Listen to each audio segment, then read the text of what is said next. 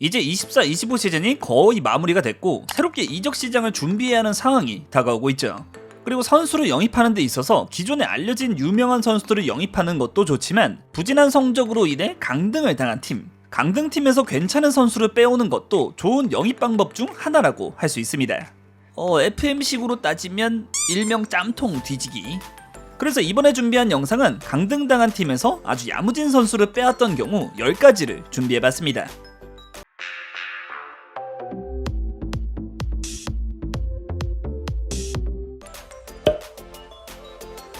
18-19 시즌 스페인 라리가에서는 이 세 팀, 지로나와 우에스카, 라요 바예카노 세 팀이 강등을 당하게 되죠.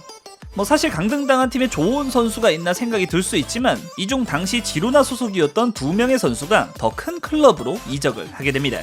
우선 강등당했던 세 팀의 득실을 확인해보면 강등이라는 결과를 받긴 했지만 지로나의 경우 다른 두 팀보다 실점은 다소 적었던 경우 18-19 시즌 7위였던 에스파뇰이 57점이었던 것을 생각하면 확실히 지로나의 실점이 다른 팀들보다는 적었다고 할 수 있었죠. 그리고 그나마 적었던 실점의 주축이었던 지로나의 주전 골키퍼가 같은 라리가의 세비야로 임대 후 이적으로 팀을 떠나게 됩니다. 그 주인공이 바로 모로코 국적의 골키퍼 야신 부누였죠. 다만 부누는 이적 첫 시즌 리그에선 주전으로 뛰지 못했지만 유로파 리그에서 주전으로 뛰면서 세비야의 19-20 시즌 유로파 우승을 함께하게 되고 그 다음 20-21 시즌부터는 세비야의 주전 골키퍼로 발돋움. 세비야는 강등팀에서 리그를 대표하는 골키퍼로 성장하는 선수를 야무지게 영입하게 됩니다. 그리고 지로나가 강등을 당했던 18-19 시즌 34경기 1골 4도움을 기록하며 특급 유망주로 성장하고 있던 선수, 당시 19살에 불과했던 페드로 포로도 이 지로나를 떠나 맨체스터 시티로 이적하게 되죠. 물론 맨시티를 소유한 시티 풋볼 그룹이 지로나의 지분도 많이 보유했던 터라 포로의 맨시티 이적이 수월했던 것도 있지만 그만큼 포로가 확실히 지로나의 유망주였기도 하고 맨시티로 이적한 후 임대 생활을 거쳐 현재 포로가 토트넘의 주전 풀백으로까지 성장했기 때문에 당시 맨시티의 선택이 그리 잘못된 일은 또 아니었다고 할 수 있죠. 그리고 여담이지만 당시 지로나에 속해 있던 백승호 선수도 지로나가 강등을 당한 후 다름슈타트로 이적하기도 했죠. 프리미어리그를 대표하는 중위권 팀 중 하나인 웨스트햄은 02-03 시즌 리그 마지막 38라운드 버밍엄과의 경기에서 무승부를 기록, 리그 18위를 기록하면서 강등을 당하게 되죠. 그리고 강등을 당했으니 선수들이 떠나는 것을 막기는 어려울 수밖에 없었죠. 특히 같은 런던 팀인 첼시가 웨스트햄 선수를 2명이나 영입해갔는데 그중 한 명이 당시 19살의 유망주였던 풀백 글렌 존슨. 기대되는 유망주였지만 그래도 글렌 존슨으로만 끝났으면 웨스트햄에게 다행이었을 텐데 한 명 더 잃었던 것이 웨스트햄에게 큰 타격이 될 수밖에 없었죠. 당시 웨스트햄은 02-03 강등 시즌에 총 40경기에 출전하면서 팀의 핵심 자원으로 성장했던 선수도 첼시에게 내주고 말았습니다. 그리고 그 주인공이 웨스트햄의 미래라고 할 수 있었던 조콜이었죠. 물론 팀이 강등을 당했기 때문에 주전급 선수를 지키는 건 당연히 어려운 일이었지만 팀의 유스에서 성장한 2003년 22살에 불과했던 젊은 재능이었기 때문에 이 조코를 첼시에게 내준 것은 웨스트햄에게 너무도 큰 타격이었죠. 첼시 입장에서는 강등팀에 있던 보석을 놓칠 순 없었고요. 그리고 첼시의 기대에 맞게 조콜은 첼시에서 7시즌 동안 282경기 39골 47도움, 첼시를 넘어 잉글랜드를 대표하는 윙어 중 한 명으로 성장하게 되고 물론 부상으로 인해 꽤나 고생을 하긴 했지만 그래도 첼시에서 리그 3회 우승과 FA컵 2회 우승을 포함 조콜은 영광의 시기를 함께할 수 있었습니다. 만약 웨스트햄이 강등당하지 않았더라면 첼시가 조콜을 영입하는 일이 없었을 수도 있겠죠. 분데스리가의 슈투트가르트는 12-13 시즌 리그 12위, 13-14 시즌 리그 15위, 14-15 시즌 리그 14위. 어떻게든 강등만은 피하면서 간당간당 1부 리그에 남아있었지만 결국 그 다음 15-16 시즌 분데스리가 17위를 기록하면서 강등이라는 결과를 맞이하게 되죠. 그리고 강등당했으니까 너네도 털려야지.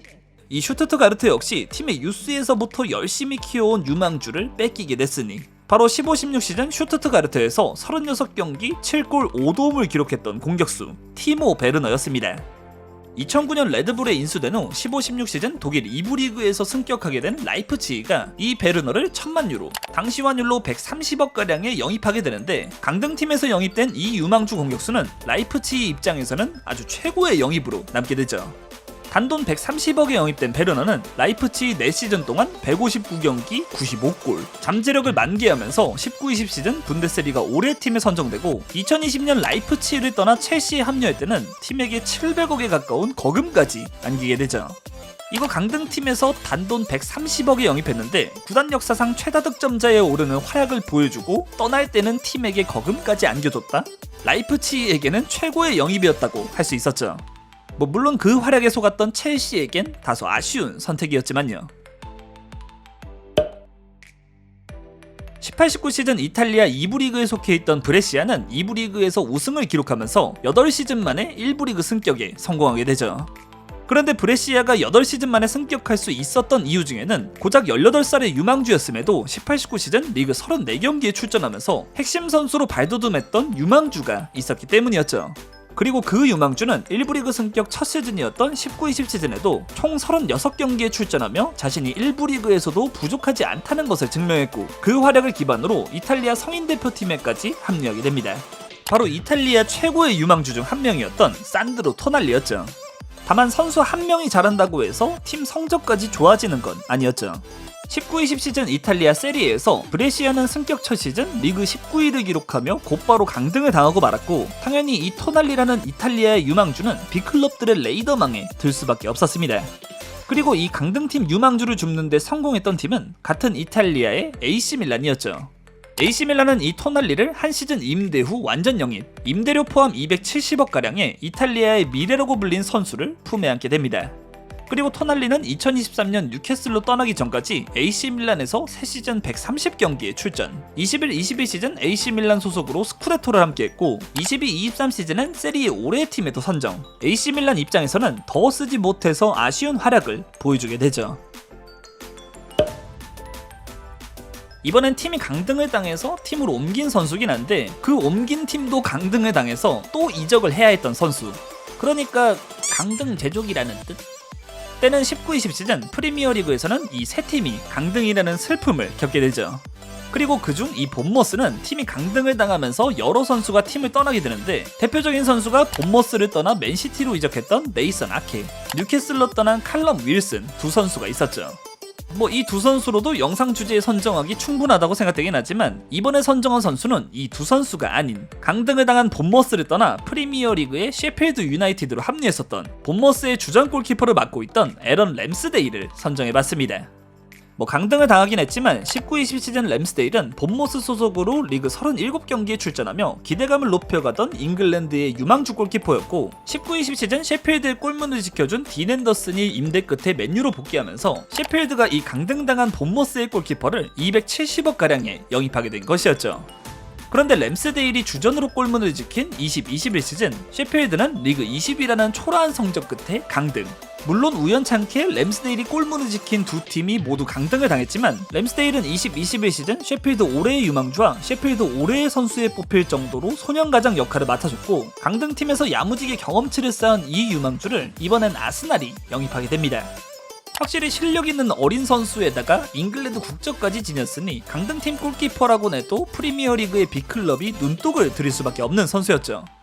다만 아스날로 이적한 램스데일은 잦은 기복을 보이면서 아스날에선 3시즌만을 함께하게 되지만 22-23 시즌 리그 올해의 팀에 선정되기도 했으니 근데 또 웃긴 점이 램스데일이 아스날을 떠나 합류했던 사우스햄튼이 이번 24-25 시즌 강등을 당했기 때문에 의도치 않은 이 강등 제조기 선수가 이번에도 프리미어리그에 잔류할 수 있을지도 궁금해지고 있는 상황입니다. 이번엔 2시즌 연속으로 소속팀이 강등당해서 팀을 연달아 옮겼던 선수 말고 소속팀이 강등을 당해서 팀을 떠났다가 다시 친정팀으로 돌아왔더니 또 팀이 강등당해서 다시 떠났던 선수를 한번 살펴보죠. 그 선수는 독일의 쾰른에서 1군으로 데뷔한 선수로 데뷔 시즌이었던 03-04 시즌 리그 19경기에서 10골을 기록하며 독일의 공격 유망주가 등장했음을 알린 선수였죠. 바로 일명 국대스키라는 별명을 지니기도 한 루카스 포돌스키였습니다. 화려한 데뷔 시즌을 보낸 포돌스키는 이어진 04-05 시즌 2부 리그로 떨어진 쾰른에서 리그 30경기 24골을 넣으며 팀을 승격시키는 데 성공. 하지만 05-06 시즌 분데스리가에서 리그 32경기 12골을 넣었음에도 쾰른은 또 한 번 리그 17위로 강등을 당하게 되죠. 그리고 리그 약체인 쾰른에서도 두 자릿수 득점을 넣어주는 공격력, 심지어 독일 국적의 유망주였기 때문에 포돌스키는 자연스럽게 독일 맹주에 관심을 받게 되고 2006년 포돌스키는 강등당한 쾰른을 떠나 바이에른 뮌헨에 합류하게 되죠. 다만 포돌스키의 뮌헨 생활은 그리 성공적이지 못했고 뮌헨에서 3시즌 동안 106경기 26골, 쾰른 시절보다 부족한 공격력을 보여주면서 포돌스키는 2009년 뮌헨을 떠나 다시 친정팀 쾰른으로 복귀하게 됩니다. 그런데 역시 친정이 최고였는지 포돌스키는 0910 시즌은 부진하긴 했지만 1012 시즌 리그 13골, 11-12 시즌 18골을 기록하면서 다시 부활에 성공하게 되죠. 근데 문제는 뭐다? 11-12 시즌 포돌스키가 리그 18골을 넣었지만 쾰른은 또 한 번 강등을 맛보게 됐다는 점. 그리고 2부 리그에 있기는 아쉬운 실력을 지녔던 포돌스키를 이번엔 프리미어리그의 아스날이 영입하게 되면서 포돌스키는 쾰른에서만 2번의 강등 후 이적을 경험하게 됩니다. 다만 아스날에서도 2시즌 반을 보내면서 그리 만족스러운 활약이었다곤 할 수 없었으니 포돌스키의 전성기는 쾰른과 함께였을 때였다고 할 수 있겠네요. 이 강등팀 선수라고는 손도 대지 않을 것 같은 빅클럽 레알 마드리드도 강등팀에서 선수를 데려와서 아주 만족스러운 결과를 본 적이 있죠. 1012 시즌 프랑스 리그앙에서는 AS 모나코, RC 랑스, AC 아를 이렇게 3팀이 강등을 당하게 됩니다. 뭔가 상황상 AS 모나코에 좋은 선수들이 많았을 것 같긴 한데 물론 이 강등당한 모나코에서 아스날로 이적했던 박주용도 있긴 했지만 이번 주인공은 모나코가 아닌 랑스에 있었죠. 이 1012 시즌 강등당했던 랑스에는 그 1012 시즌 처음으로 1군으로 데뷔했던 17살이었던 데뷔 시즌에 리그 23경기에 출전하며 주전으로 활용된 선수가 있었으니 바로 그 주인공이 랑스의 유망주 센터백 라파엘 바란이었습니다. 아무리 유망주라고 해도 강등팀에서 선수를 영입하는 건 모험이 될 수도 있었지만 레알 마드리드는 그만큼 확신이 있었던 것 같았죠. 마드리드는 바란을 영입하는데 170억가량을 투자하게 되는데 이 170억에 영입된 유망주는 이후 20-21 시즌까지 총 10시즌이나 마드리드와 함께하면서 360경기에 출전, 마드리드의 주축 센터백으로 활약하게 됩니다. 사실 마드리드에서 함께한 트로피만 해도 영입 금액을 충분히 뽑았을 것 같은데 2021년 바란이 맨체스터 유나이티드로 이적할 당시엔 550억가량의 이적료까지 챙기게 됐으니 마드리드도 강등팀 선수로 큰 재미를 보게 됐습니다. 잉글랜드의 1부 리그부터 2부, 3부까지 승격과 강등을 번갈아 보여주는 클럽 중 하나, 헐시티. 이 헐시티의 가장 최근 프리미어리그 생활은 16-17 시즌이었는데 헐시티는 그 16-17 시즌 프리미어리그 18위로 2부 리그 강등. 사실 1부 리그보다 2부 리그에 있던 시간이 더 길었기 때문에 좋은 선수가 있나 생각이 들 수 있지만 이 헐시티의 강등은 두 팀에게 아주 행복한 결과를 가져오게 되죠. 우선 그중 한 팀은 프리미어리그의 리버풀. 리버풀은 헐시티에서 단돈 110억, 2017년이었던 것을 생각하면 그리 큰 금액을 투자하지 않고 풀백 한 명을 영입하게 됐는데 그 풀백이 너무 큰 대박이 나버렸죠. 바로 헐시티의 주전 레프트백이었던 앤디 로버슨의 영입이었죠. 주전이라고는 했지만 그래도 강등팀의 주전이었기 때문에 로버슨이 리버풀에서 자리를 잡을 수 있을지가 의문이었는데 로버슨은 그 걱정을 날려버리는데 그리 긴 시간이 필요하지 않았죠. 미친 것 같은 활동량을 기반으로 로버슨은 지금까지 8시즌째 리버풀의 측면 수비를 책임져주고 있고 이런 보석을 단돈 110억? 헐시티의 강등이 아니었다면 리버풀은 더 큰 금액을 지출했어야 할지도 모르는 일이었죠. 그리고 로버슨 말고도 16-17 시즌 강등을 당한 헐시티는 주전 센터백도 프리미어리그 팀에 보내줘야만 했죠. 바로 헐시티를 떠나 레스터시티에 합류했던 센터백 해리 맥과이어였습니다. 강등팀 터리에 동참한 레스터는 이 맥과이어를 240억가량에 영입하게 되는데 이 영입도 레스터의 신의 한 수가 되는 선택이었죠. 레스터에 합류한 맥과이어는 합류 첫 시즌 레스터 올해의 선수에 선정될 정도로 적응기 필요 없는 맹활약을 보여줬고 다른 건 둘째 치더라도 강등팀에서 240억 주고 영입했던 선수를 맨유에 팔 때는 1,400억가량에 판매했으니 헐시티의 강등은 리버풀과 레스터 두 팀에게는 너무 큰 행운으로 이어지게 됐습니다. 지금과는 다소 먼 이야기지만 92-93 시즌 잉글랜드 리그가 프리미어리그라는 이름으로 새롭게 출범했던 첫 시즌 당시 22개의 팀이 경쟁을 펼치던 프리미어리그에서 첫 강등의 주인공이 됐던 팀은 크리스탈 팰리스, 미들즈브러, 노팅엄 포레스트 이렇게 세 팀이었죠. 그리고 그 중에서도 꼴찌 22위로 가장 먼저 강등을 당했던 노팅엄 포레스트의 선수 한 명을 92-93 시즌 프리미어리그 우승팀이었던 맨체스터 유나이티드가 영입하게 됩니다. 당시 이 선수를 영입하기 위해서 이때만 해도 리그 상위권이었던 블랙본 로버스가 먼저 영입을 시도했는데 여기서 한 가지 해프닝이 발생하게 되죠. 블랙본은 이 선수와 거의 합의 완료까지 진행했는데 합의를 완료했던 시점이 금요일 오후, 안타깝게도 주말을 앞두고 있었기 때문에 구단 직원들이 퇴근을 하는 상황이라 블랙본은 주말이 지나고 월요일에 계약을 마무리할 생각이었죠. 그런데 주말이고 뭐고 계약이 먼저였던 맨유의 퍼거슨 감독이 잠깐 시간이 났던 그 사이에 이 선수를 하이제킹, 주말 사이에 서류 작업까지 모두 마무리시키면서 이 선수의 영입을 성공하게 됩니다. 그리고 그렇게 다급한 영입 작전 끝에 이적했던 노팅엄의 선수가 이후 맨유의 레전드로 성장하게 되는 미드필더 로이킨이었죠. 로이킨은 1993년 맨유로 이적해서 2005년까지 12년 동안 맨유와 함께하게 되고 맨유 통산 480경기에서 51골 41도움을 기록. 맨유는 이 강등팀 선수를 영입하기 위해 주말 근무를 아끼지 않았던 것에 대한 보답을 제대로 받을 수 있게 됐습니다. 사실 실력이 부족해서 강등을 당한 팀이라면 그 팀에서 야무진 자원을 빼온다고 해도 그 숫자가 많을 수는 없는 일이죠. 좋은 선수가 많으면 강등당할 일이 없을 테니까요. 그런데 그 실력 때문이 아니라 다른 이유로 강등을 당했던 경우, 2006년 축구계를 발칵 뒤집어놨던 부패 스캔들, 칼초폴리로 인해 강등을 당했던 유벤투스를 마지막으로 선정해봤습니다. 이 칼초폴리 스캔들로 인해서 유벤투스는 2부 리그 강등이라는 중징계를 받게 되고, 이탈리아를 대표하는 강팀이었던 유벤투스는 0607 시즌을 2부 리그에서 시작해야만 했죠. 그리고 1부와 2부는 운영되는 자금 자체가 큰 차이가 있기 때문에 2부에서 뛰는 것을 원하지 않았던 선수들의 이탈이 어찌 보면 당연히 예상되는 상황이었죠. 이거 못하는 팀도 아니고 유벤투스 선수들이 헐값에 나올 수도 있다? 빅클럽들은 이게 웬 바겐세일이냐 하고 달려들 일이었죠.